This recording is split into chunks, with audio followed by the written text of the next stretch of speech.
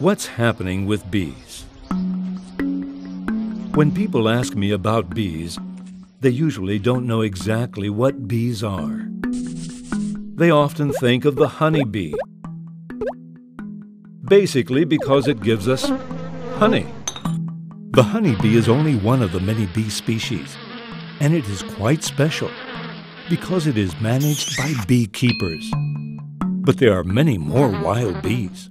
Some are big, others small, hairy, or shiny. Some have long antennae, others short antennae. Some have a red behind, some have a yellow behind.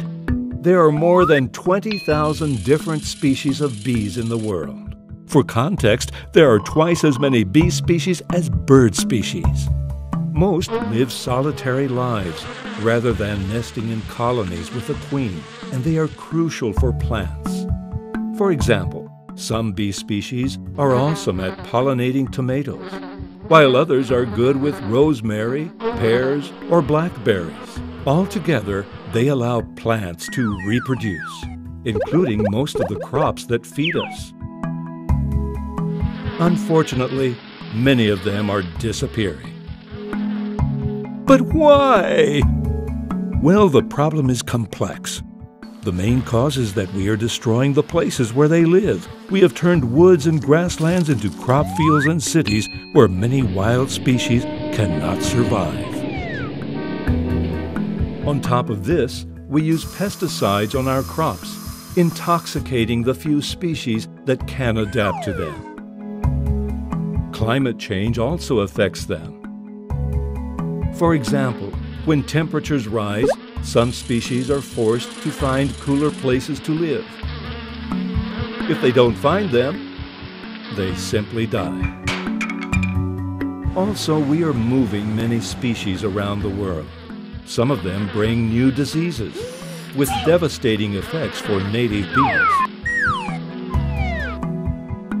We know that each of these things is causing some bee species to disappear. But when they happen simultaneously, the extinctions may multiply. What can we do? Well, many things. First, we need to better maintain our landscape by preserving natural areas. Also, we need to make our cities and crops more friendly for bees. For example, growing native flowers in them. We have to minimize pesticides, even avoid them if possible. We need to slow down global warming by reducing CO2 emissions, and that's not only for bees. Also, we have to be more careful to avoid moving animals indiscriminately around the world. Stopping bee decline is in our hands. In yours, too.